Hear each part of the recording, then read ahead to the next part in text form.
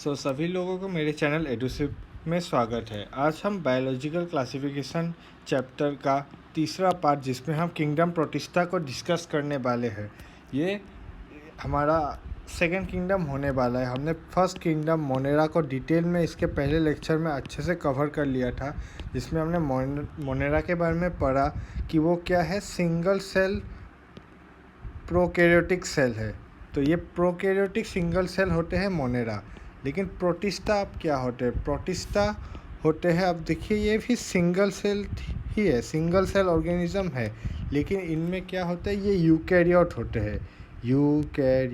Eukaryote मतलब इनमें जो न्यूक्लियर मेम्ब्रेन है वो प्रेजेंट होती है। तो इनमें न्यूक्लियर मेम्ब्रेन प्रेजेंट होती है और तरह तरह के ऑर्गेनेल्स इनमें मौजूद होते हैं, जैसे माइटोकॉन्ड्रिया, क्लोरोप्लास्ट, लाइसोसोम, ये सब ऑर्गेनेल इनमें प्रेजेंट होते हैं।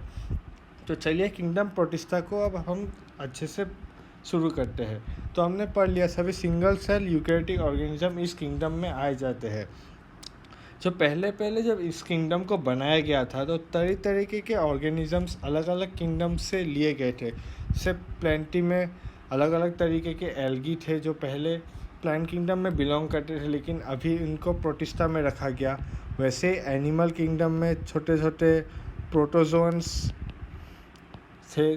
प्रोटोजोन्स में कैसे एमीबा, ये सब जो ऑर्गेनिजम्स थे वो पहले किंगडम एनिमेलिया में आते थे, लेकिन उनको अब हमने किंगडम प्रोटिस्टा में रख दिया। तो प्रोटिस्टा को जब हम डिटेल में स्टडी करते हैं तो इनके मेनली 5 तरीके के ग्रुप्स होते हैं। 5 तरीके के इनके ग्रुप्स होते हैं, जिनमें पहले को हम बोलते हैं क्राइसोफाइट्स। तो क्राइसोफाइट्स के बारे में हम पहले पढ़ते हैं। तो क्राइसोफाइट्स में फिर 2 तरीके के ऑर्गेनिजम्स आते हैं। पहले होते हैं डाईएटम्स और डाईएटम्स के साथ गोल्डन एल्गी को हम क्या बोलते हैं, डेस्मिड्स। तो ये 2 तरीके के ऑर्गेनिजम्स यहाँ पाए जाते हैं। तो ये जो क्राइसोफाइट्स होते हैं वो fresh water plus marine water दोनों जगह पाए जाते हैं। तो ये हर तरीके के एक्वाटिक हैबिटेट्स में पाए जाते हैं। अभी हमने पढ़ा सिंगल सेल ऑर्गेनिजम्स प्रोटिस्टा में आते हैं। तो क्राइसोफाइट भी सिंगल सेल है और माइक्रोस्कोपिक है, एकदम छोटे होते हैं और इनको हम बोलते हैं प्लैंकटन्स। अब प्लैंकटन्स क्या होते हैं? प्लैंकटन्स वो ऑर्गेनिज्म होते हैं जो खुद नहीं तैरते, वो पैसिवली फ्लोट करते हैं। मतलब ये पानी वाटर बॉडी है, तो इस पानी पर ये पैसिवली फ्लोट करते रहेंगे सरफेस में या अंडर। तो जैसे जैसे पानी अपनी चाल चलते जाएगा, तो अगर पानी इस डायरेक्शन में मूव कर रहा है तो ये पानी के साथ ही बह जाएंगे इस डायरेक्शन में। इस टाइप के ऑर्गेनिजम्स को हम प्लैंकटन्स कहते हैं। तो क्राइसोफाइट्स क्या होते हैं? प्लैंकटन होते हैं। अब ये ज़्यादातर क्राइसोफाइट्स होते हैं फोटोसिंथेटिक। तो ये अपना खाना खुद ही बनाते हैं। तो ये फोटोसिंथेटिक ऑर्गेनिजम्स होते हैं। और इनका जो स्पेशल फीचर है, इनका जो सेल वॉल क्या करता है, 2 थिन ओवरलैपिंग सेल्स बनाता है। 2 थिन ओवरलैपिंग सेल्स जो एकदम सोप बॉक्स मतलब साबुन के डिब्बे जैसा बंद हो जाता है। सोप बॉक्स मतलब ऐसे 2 तरीके के सेल्स होते हैं जो एकदम साबुन के डिब्बे के जैसे बंद होने का इनका अपीयरेंस आता है। और इन जो सेल वॉल के अंदर क्या मौजूद होता है? सिलिका जो मौजूद होता है, उसकी वजह से इनके जो सेल वॉल्स है उनको इंडेस्ट्रक्टिबल कहा जाता है, क्योंकि ये कभी ख़राब नहीं होते। ये सालों साल अलग अलग तरीके के हैबिटेट्स में भी सेल वॉल सर्वाइव कर जाते हैं। तो ये इंडेस्ट्रक्टिबल क्यों हुए? सिलिका की वजह से। इसकी वजह से क्या होता है, ये ऑर्गेनिजम्स तो मर जाते हैं अपने लाइफ साइकिल के बाद, लेकिन इनका जो सेल वॉल है वो बचा रहता है। और ये बचे हुए सेल वॉल्स एक के बाद एक इकट्ठा होते जाते हैं, डिपॉजिट्स होके बड़ा सा एक एक्यूमुलेशन बना देते हैं बिलियंस ऑफ ईयर्स में। उस स्पेसिफिक स्ट्रक्चर को हम बोलते हैं डाईएटोमिसियस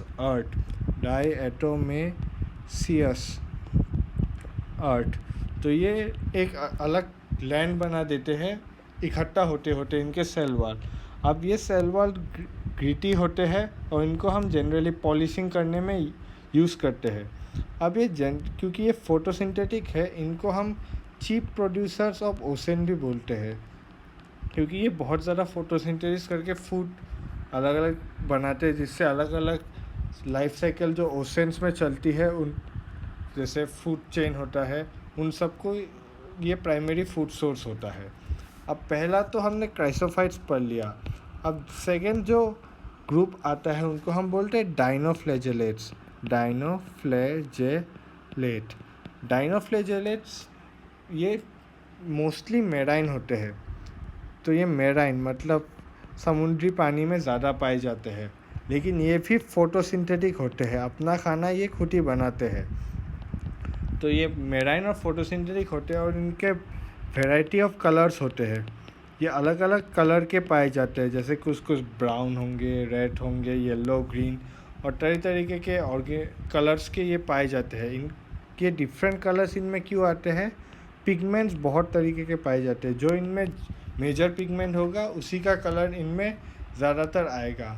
और हमने पढ़ा डायटम्स के सेल वॉल में सिलिका है, लेकिन इनके सेल वॉल जो है उनमें है स्टिफ सेलुलोज की प्लेट्स है आउटर सरफेस में। तो स्टिफ सेलुलोज के प्लेट्स बने होते हैं जो आउटर सरफेस की तरफ होते हैं। तो ये इनका कैरेक्टरिस्टिक फीचर है। और इनमें 2 फ्लैजेला होते हैं, 2 फ्लैजेला। अब ये 2 फ्लैजेला कैसे होते हैं समझिए, ये हमारा डाइनोफ्लैजेलेट्स है। तो अभी ये एक फरो बना देंगे, मतलब यहाँ थोड़ा सा अंदर छेद जैसा होगा, और यहाँ से 2 फ्लैजेला निकलेंगे। एक फ्लैजेला जो होगा वो ट्रांसवर्सली मतलब साइड से ऐसे निकलेगा, और एक फ्लैजेला सीधा है लॉन्गिट्यूडनली नीचे जाएगा। तो में 2 फ्लैजेला होता है, एक होता है लॉन्गिट्यूडिनली, और दूसरा जो होता है वो ट्रांसवर्सली। तो इनके फ्लैजेला की ये कैरेक्टरिस्टिक्स है। और इनमें जो स्पेशलिटी होता है, जो रेड डाइनोफ्लैजेलेट्स होते हैं, जो लाल कलर के होते हैं, इनमें एक एग्जांपल है गोनियोलक्स। ये इम्पोर्टेंट बात है, गोनियोलक्स नाम के जो रेड डाइनोफ्लैजेलेट्स होते हैं वो बहुत रैपिड मल्टीप्लिकेशन मतलब बहुत स्पीड से अपना रिप्रोडक्शन करते हैं और बहुत ज़्यादा नंबर्स में आ जाते हैं।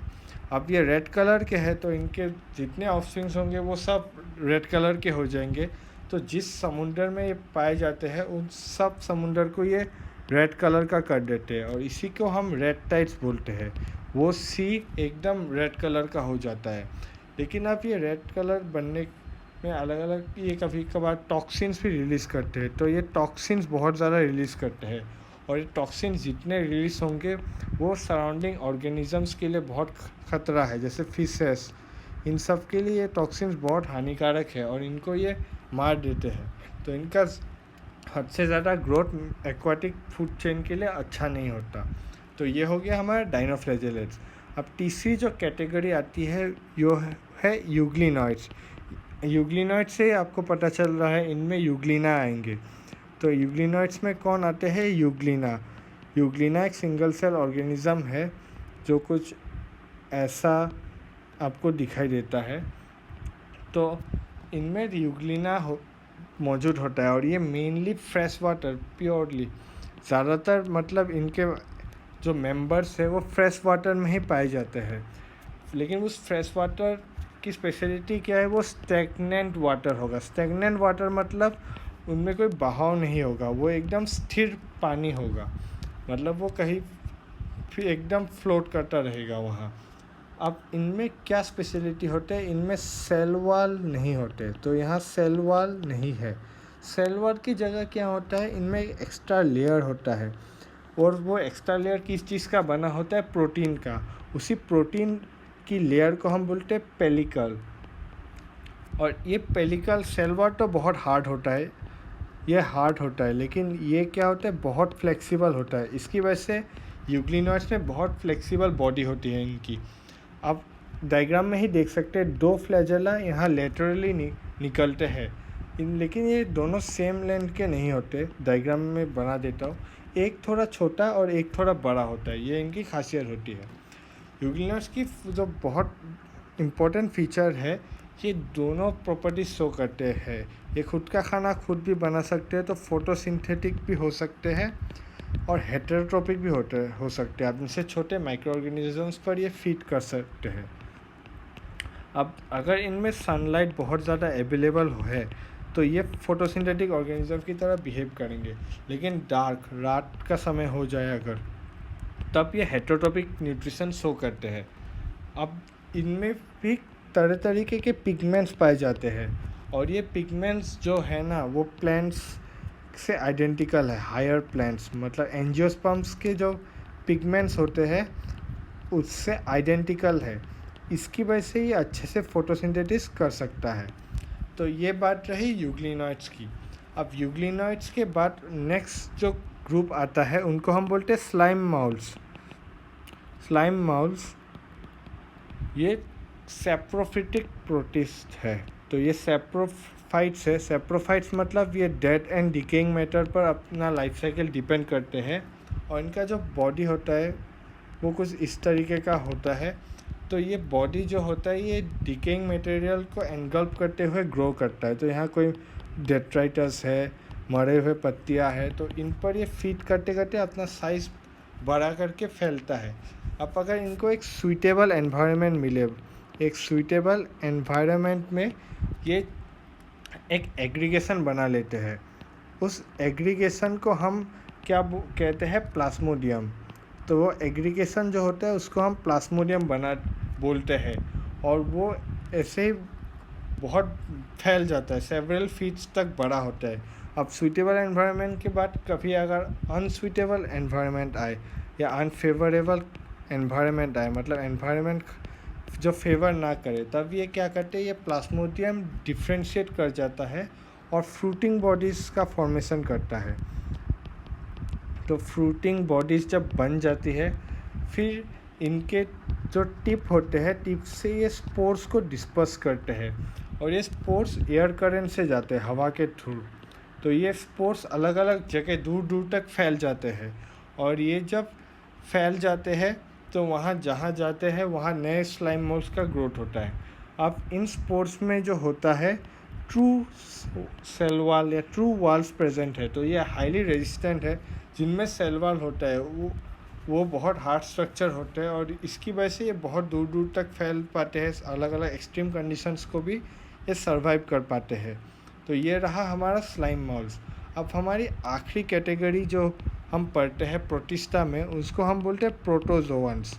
अब प्रोटोजोअन्स का एक स्पेशलिटी है, इनको हम बोलते हैं प्रिमिटिव रिलेटिव्स ऑफ एनिमल्स। इनको क्या बोलते हैं, primitive relatives of animals. Relatives of animals क्योंकि इनमें बहुत मतलब ये ऐसा कह सकते हैं ये एकदम एंशियंट एनिमल्स है ना, इन्हीं से आए हैं, यही बाद में डेवलप करके एनिमल्स तक गए हैं।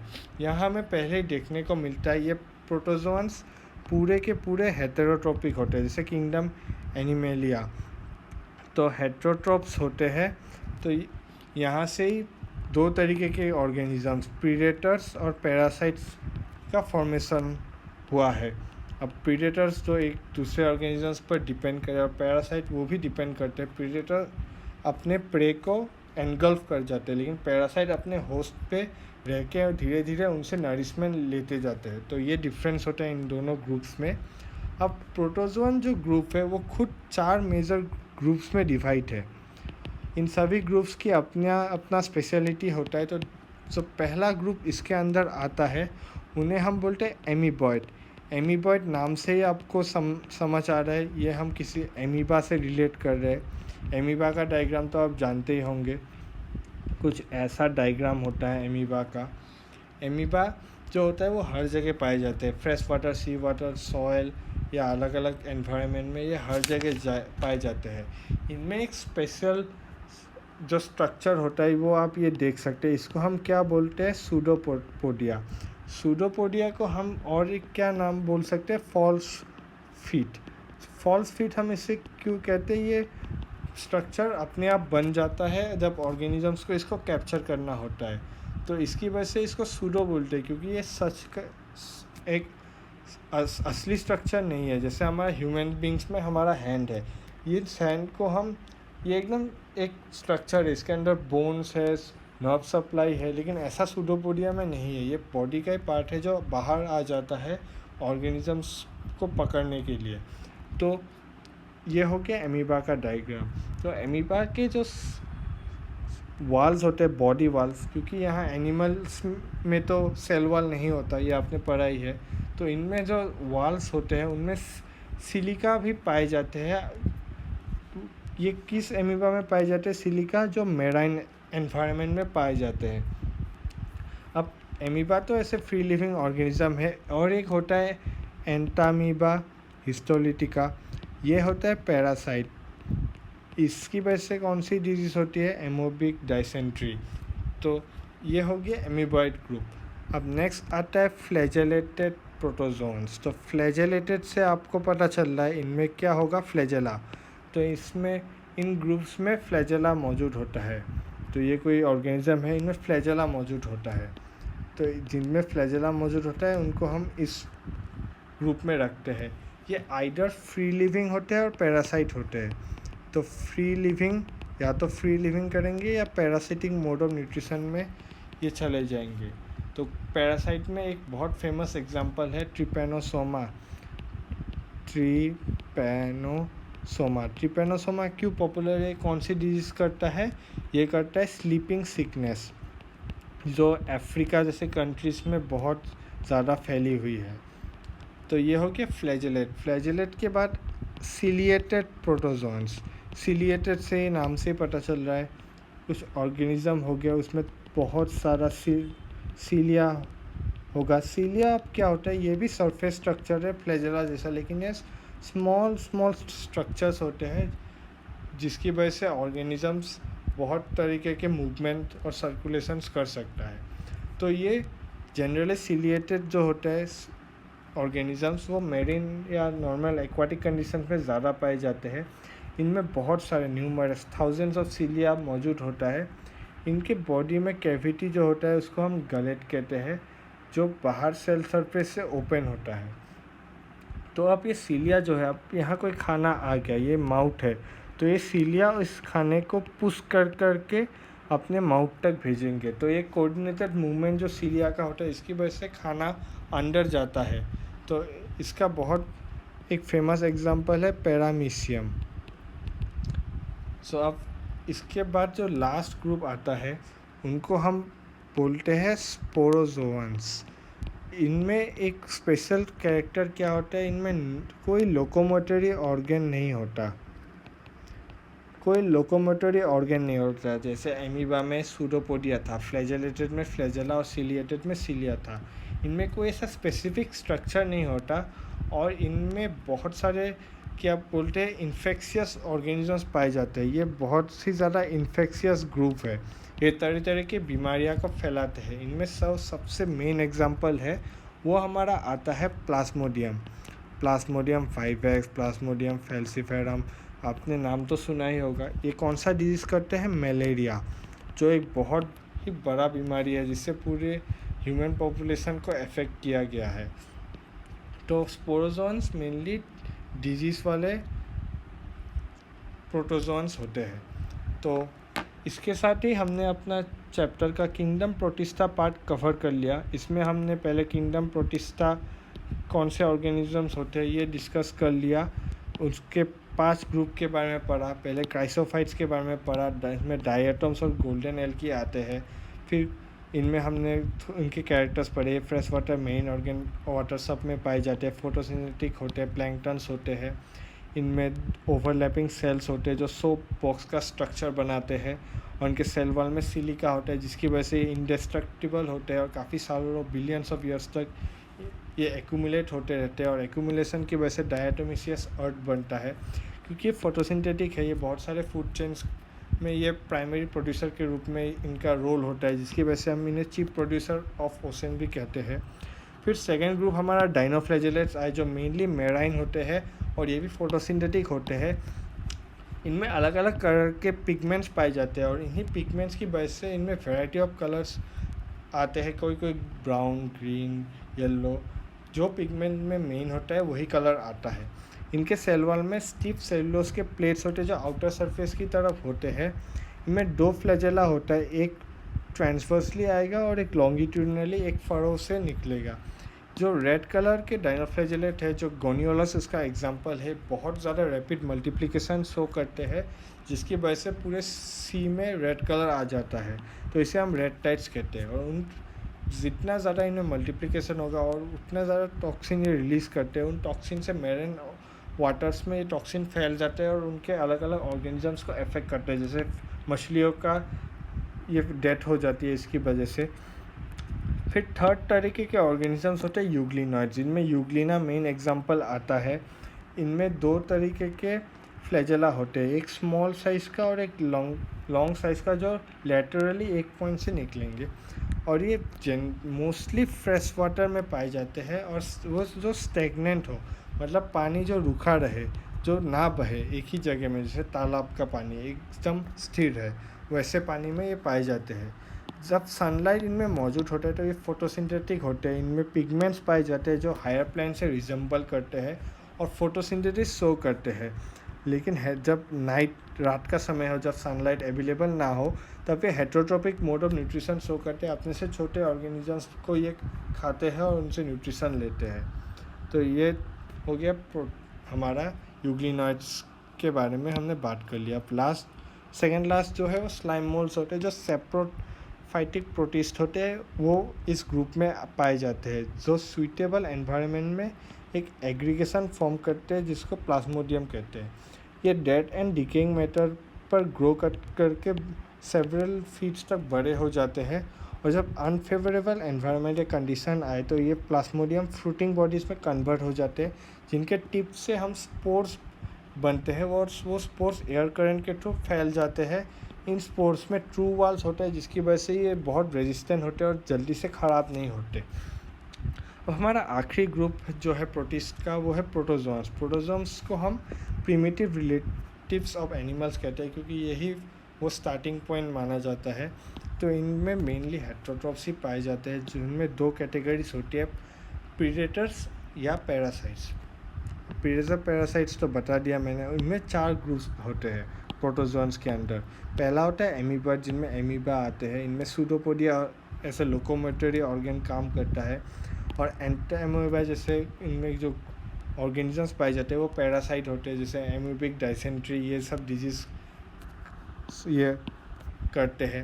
अब फ्लैजेलेटेड में स्पेशल क्या आता है, इनमें फ्लैजेला होता है ऐसे लोकोमोटरी ऑर्गन, ये या तो फ्री लिविंग होंगे या पैरासिटिक होंगे। पैरासिटिक का एक मेजर एग्जांपल ट्रिपेनोसोमा है, जो स्लीपिंग सिकनेस कॉज करता है। अब सेकेंड लास्ट जो कैटेगरी है वो सिलिएटेड। इनमें बहुत सारे सीलिया पाए जाते हैं, जो कोऑर्डिनेटेड मूवमेंट की वजह से या तो इनको चलने में हेल्प करते हैं। ये एक नाव की तरह इसका एग्जांपल दिया गया है एनसीईआरटी में, ओर्स की तरह ये काम करते हैं और एक साथ चप्पू जैसे तैर के ये आगे ले जा सकते हैं ऑर्गेनिजम्स को, या यहाँ कोई फूड आ गया, इसको एक साथ ये पुश करते करते अपने माउथ तक ले जाएंगे। तो इनके कोऑर्डिनेटेड मूवमेंट की वजह से एक ऑर्गेनिज्म बहुत एक्टिविटीज शो कर सकता है। इनका एक मेजर एग्जांपल पैरामीशियम है। अब आखिरी जो ऑर्गेनिजम्स आते हैं उनको हम बोलते हैं स्पोरोजोअन्स। स्पोरोजोअन्स जो होते हैं, इनमें कोई लोकोमोटरी ऑर्गन नहीं होता और ये हाईली इन्फेक्शियस ग्रुप होते हैं जो अलग अलग ऑर्गेनिजम्स को स्प्रेड या कॉज करते हैं।